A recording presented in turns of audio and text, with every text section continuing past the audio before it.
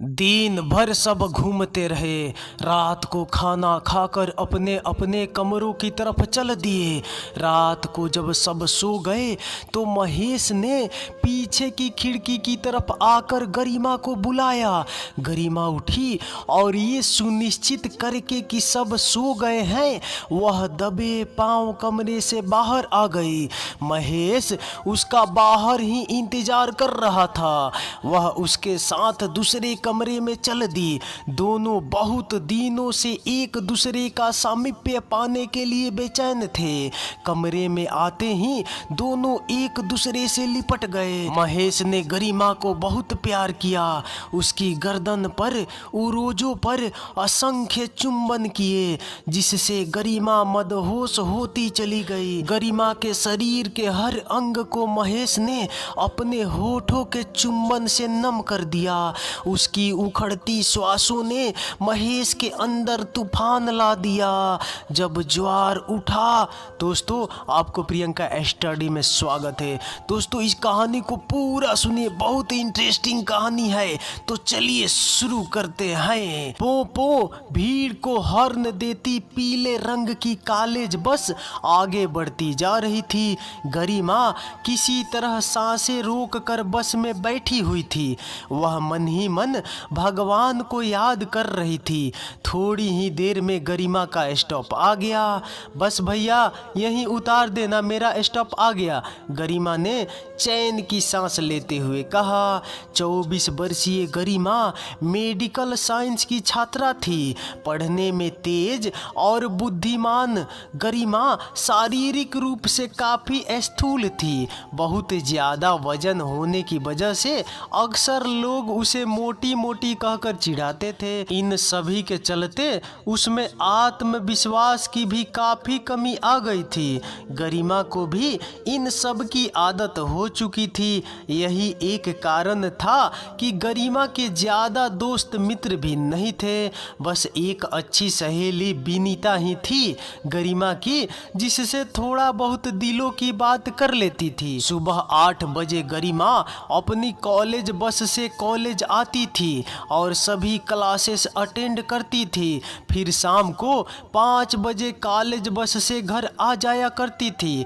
यही उसकी रोज की दिनचर्या थी। इधर कुछ दिनों से गरिमा को महसूस हो रहा था कि बस का ड्राइवर उसे घूरता रहता है।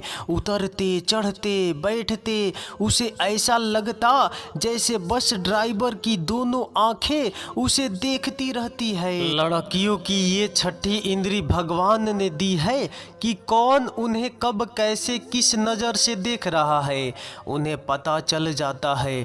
गरिमा असहज सी बैठी रहती। कभी कभार अगर सामने छोटे शीशे पर नज़र जाती तो ड्राइवर उसे जाने किस पहेली की तरह पढ़ता प्रतीत होता।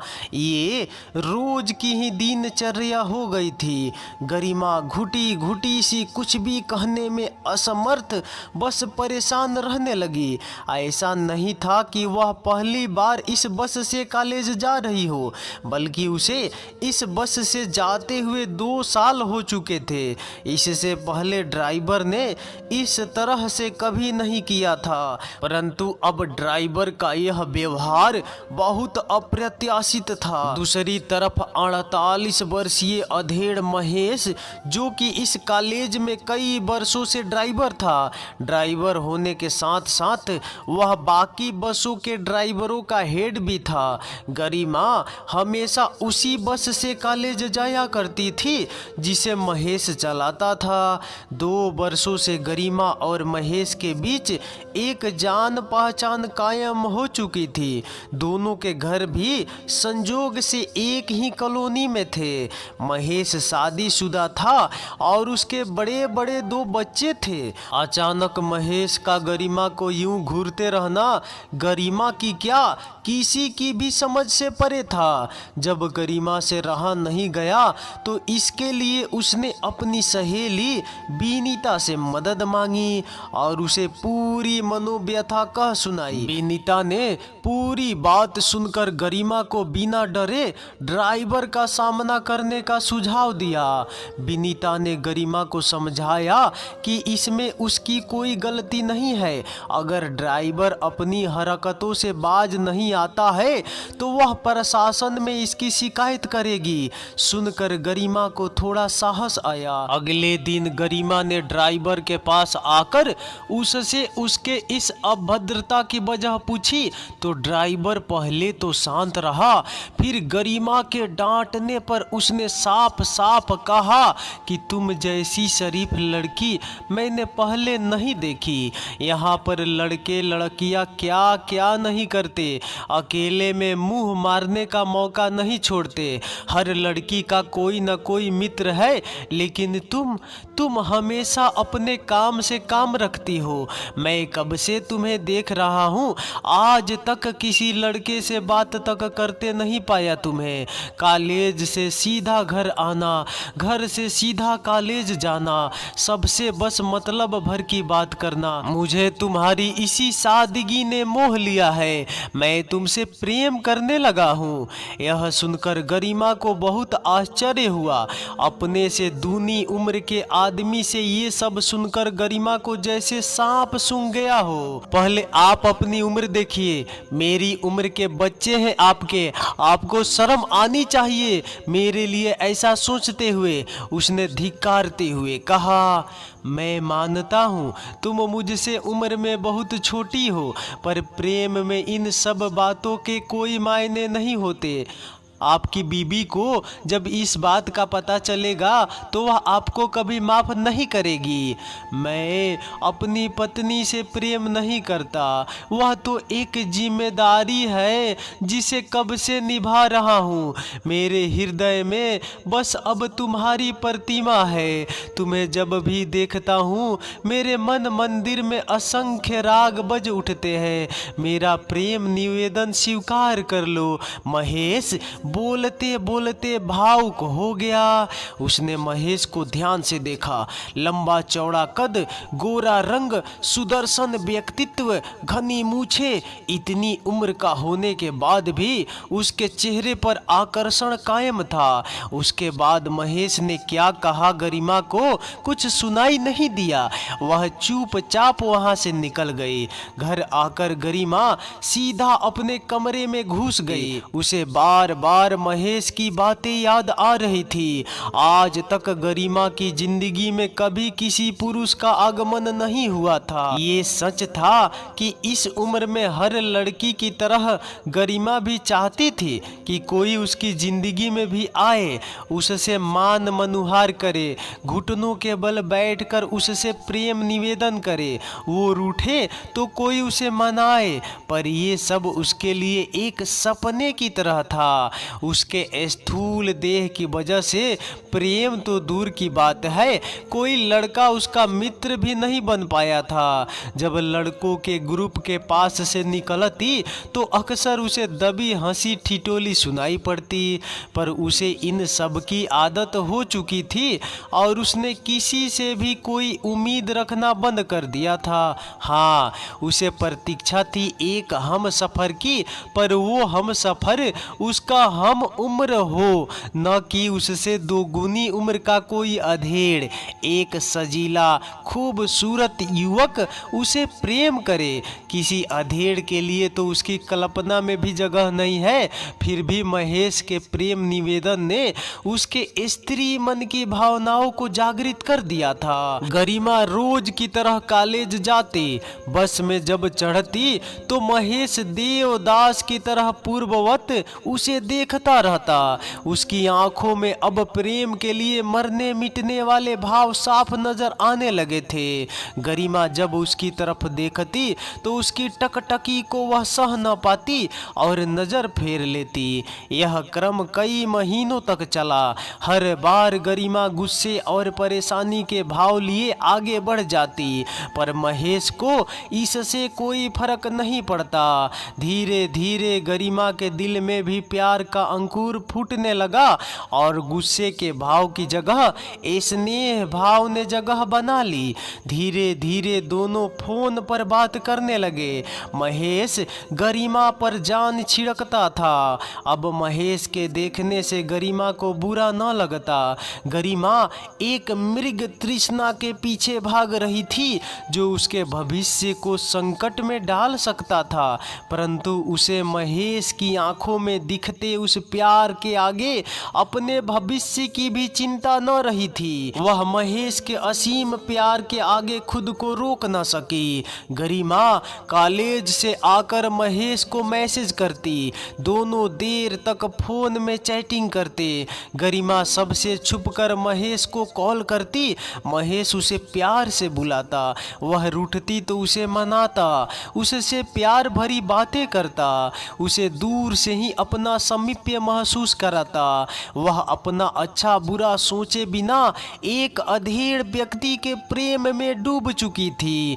दिन बीतते रहे, दोनों ही एकांत में समय बिताने को बेचैन थे और वह मौका उन्हें जल्दी मिल भी गया।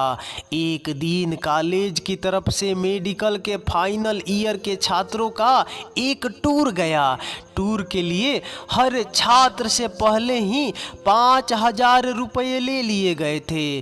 टूर सप्ताह के लिए था और छात्रों के लिए 6 दिन वहीं होटल में रहने की और खाने पीने की व्यवस्था थी। कॉलेज की तरफ से महेश को 2 बसें ले जाने का आदेश था। यूं गरिमा टूर वगैरह में कोई दिलचस्पी नहीं रखती थी, लेकिन महेश के सामीप्य पाने के लिए वह जाने के लिए तैयार हो गई। नियत समय पर बसों में बैठकर सभी छात्र टूर के लिए प्रस्थान कर गए। जो प्रेमी युगल थे वो तो कब से इस टूर की प्रतीक्षा कर रहे थे।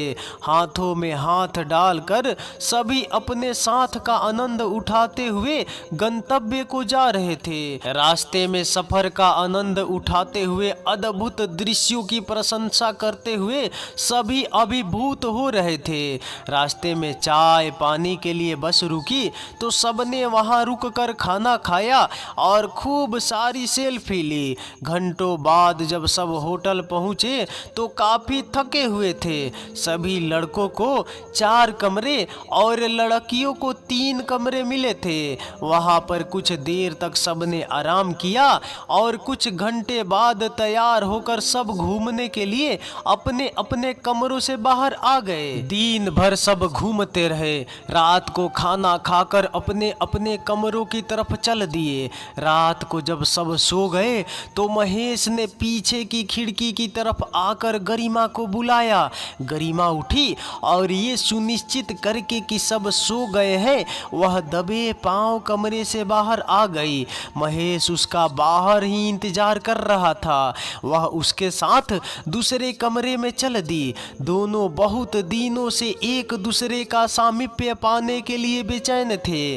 कमरे में आते ही दोनों एक दूसरे से लिपट गए। महेश ने गरिमा को बहुत प्यार किया। उसकी गर्दन पर उरोजों पर असंख्य चुंबन किए जिससे गरिमा मदहोश होती चली गई। गरिमा के शरीर के हर अंग को महेश ने अपने होठों के चुंबन से नम कर दिया। उसकी उखड़ती श्वासों ने महेश के अंदर तूफान ला दिया। जब ज्वार शांत हुआ तो दोनों आलिंगनबद्ध होकर सो गए। महेश के लिए जहां ये शुद्ध प्रेम था वहीं गरिमा के लिए भी प्रेम की मुख अभिव्यक्ति थी। महेश ने गरिमा के अस्तित्व को संतुष्ट करके उसके अंतर मन में अपना स्थान बना लिया था। तड़के सुबह सबके जागने से पहले गरिमा अपने कमरे में आ गई और आकर लेट गई। किसी ने पूछा कि वह कहाँ गई तो उसने तुरंत बहाना बनाकर उत्तर दिया कि वह घूमने गई थी। वह उन पलों को महसूस करके मदहोश हो रही थी। कुछ घंटों बाद ही सब तैयार होकर नाश्ता करके अपने अगले गंतव्य को जाने लगे। महेश चाहता था कि गरिमा हर रात उसके साथ हो, पर गरिमा ने उस खतरे खतरे की आशंका के चलते उसे मना कर दिया। महेश स्थिति को समझता था, अतः मान गया। धीरे धीरे 7 दिन बीत गए और वापिस जाने का वक्त आ गया। वक्त बीतता रहा, कॉल और मैसेज में बातें अनवरत जारी थी। इधर महेश में आया बदलाव उसकी पत्नी मीना से छुपा नहीं रह सका। मीना एक चतुर और तेज तरार औरत थी। वह काफी दिनों से महेश पर नजर रख रही थी। एक दिन महेश बाथरूम में नहा रहा था और उसके फोन में लगातार मैसेज आ रहे थे, जिससे मीना को कुछ शक हुआ। फोन में आए गरिमा के सभी मैसेज मीना ने पढ़ लिए। हर मैसेज पढ़ने के बाद मीना के चेहरे के भाव तेजी से बदलने लगे। भवे तन गई। इधर महेश की ओर से कोई उत्तर न पाकर गरिमा ने कुछ मैसेज और भेजे, जो सब मीना ने पढ़ लिए। मीना ने अपनी चालाकी का परिचय देते हुए उसके फोन से गरिमा का नंबर निकाल लिया। काफी देर हो जाने पर कोई उत्तर न मिलने पर गरिमा ने कॉल लगा दी। कॉल सुनकर जब महेश बाहर आया तो मीना के हाथ में अपना फोन देखकर शक पका गया। वह अपना फोन उससे छीनने लगा तो मीना जोर से चिल्लाई, कौन है ये गरिमा? क्या रिश्ता है तुम्हारा इससे? कोई बस वो दोस्त है। झूठ मत बोलो, इस तरह के मैसेज भेजे जाते हैं दोस्तों को। महेश बोला, देखो मुझे मेरा फोन दे दो, तुम कुछ नहीं जानती। बिल्कुल नहीं, इसको तो मैं बताऊंगी कैसे दूसरे के पति को परेशान करते हैं। तुम ऐसा कुछ नहीं करोगी, मेरा फोन दो वापिस मुझे और अपने काम से काम रखो। ये कहकर महेश ने अपना फोन मीना से छीन लिया और चला गया। महेश की पत्नी चिल्लाते हुए बोली, मेरी पीठ पीछे ये सब चल रहा है, छोड़ूंगी नहीं मैं तुम दोनों को। कल तक पता चल जाएगा तुम्हें भी और तुम्हारी उस दोस्त को भी। कहकर मीना के चेहरे पर बेतहाशा गुस्से के भाव आ गए। अब महेश सतर्क हो चुका था। उसने गरिमा को आगाह करने के लिए फोन मिलाया, पर गरिमा ने गुस्से में अपना फोन ऑफ कर लिया था। महेश बार बार कॉल करता रहा, पर हर बार उसका फोन ऑफ आता रहा। इधर मीना ने गरिमा को सबक सिखाने की ठान ली थी। उसने अगले दिन गरिमा को कॉल किया और उसके कॉल उठाते ही उसने आओ देखा न ताओ, वह गरिमा पर जमकर बरस पड़ी। उसके माता पिता के दिए संस्कारों पर सवाल उठाने लगी। गरिमा जब अपनी सफाई में कुछ बोलने लगी तो उसने गरिमा को डांट कर चुप करा दिया। उसने गरिमा को धमकी दी कि वह उसके पति से संबंध रखने के आरोप में उसे हर जगह बदनाम कर देगी, उसे कोर्ट कचहरी तक घसीटेगी। उसने कहा कि उसने वो सारे मैसेजेस सबूत के तौर पर सेव कर लिए हैं जो गरिमा ने महेश को भेजे हैं, जिन्हें वह उसके खिलाफ इस्तेमाल करेगी। यह सब सुनकर गरिमा को काटो तो खून नहीं वाली स्थिति हो गई। गरिमा की जबान जैसे डर के मारे तालू से ही चिपक गई। वह कुछ कह पाती उससे पहले ही मीना ने फोन पटक दिया।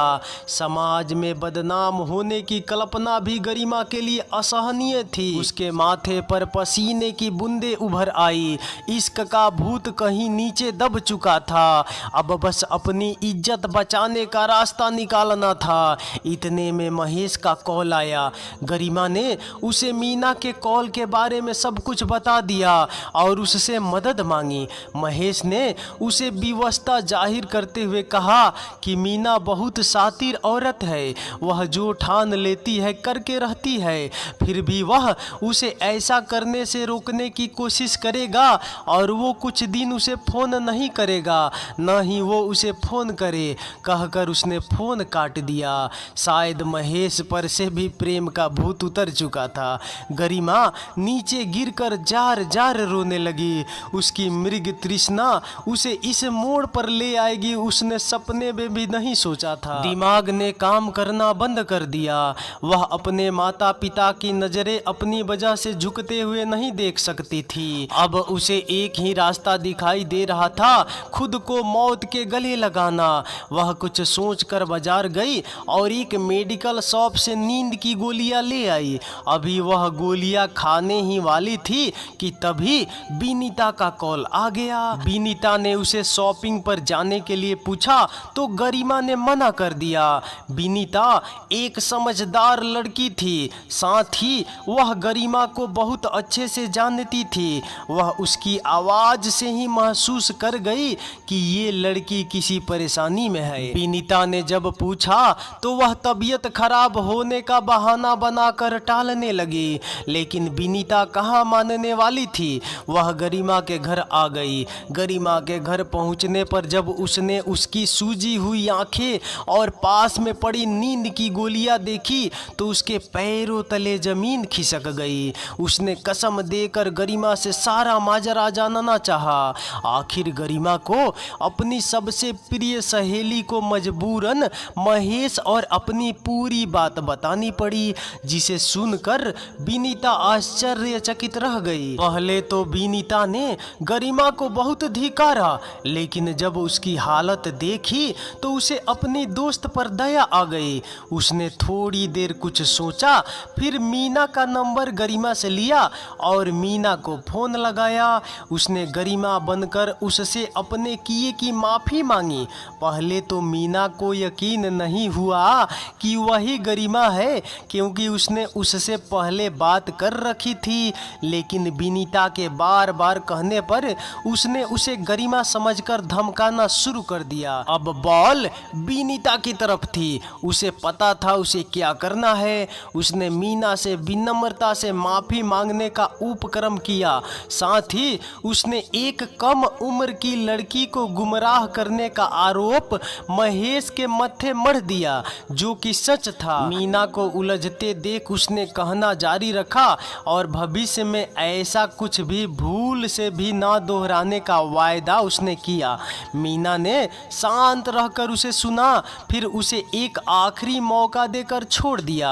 विनीता ने गरिमा को जब ये बताया तो उसने चैन की सांस ली। उसके चेहरे की खोई रौनक वापस आ गई। आंखों से खुशी के आंसू बहने लगे।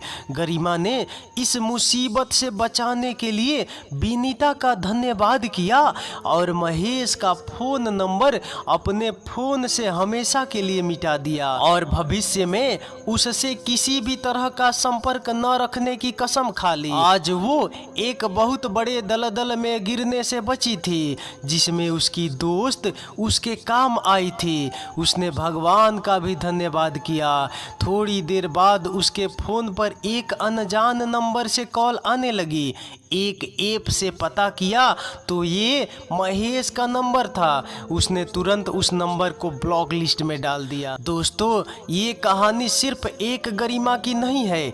कई ऐसी गरिमाएं हैं जो प्यार मोहब्बत के चक्कर में पड़कर अपना सब कुछ गंवा डालती है। ये एक ऐसी मृग तृष्णा है जो पहले पहल खूबसूरत लगती है, बाद में भयावह हो जाती है। अपना अच्छा बुरा आपके सिवा कोई और नहीं समझ सकता है, और जरूरी नहीं कि हर किसी को विनीता जैसी मित्र मिले। तो दोस्तों, अगर ये कहानी आपको अच्छी लगी होगी तो एक लाइक कर दीजिएगा और कमेंट में बताइएगा दोस्तों कि आखिर इसमें गलती किसकी थी। तो चलिए फिर अगले वीडियो में मिलते हैं, तब तक नमस्कार।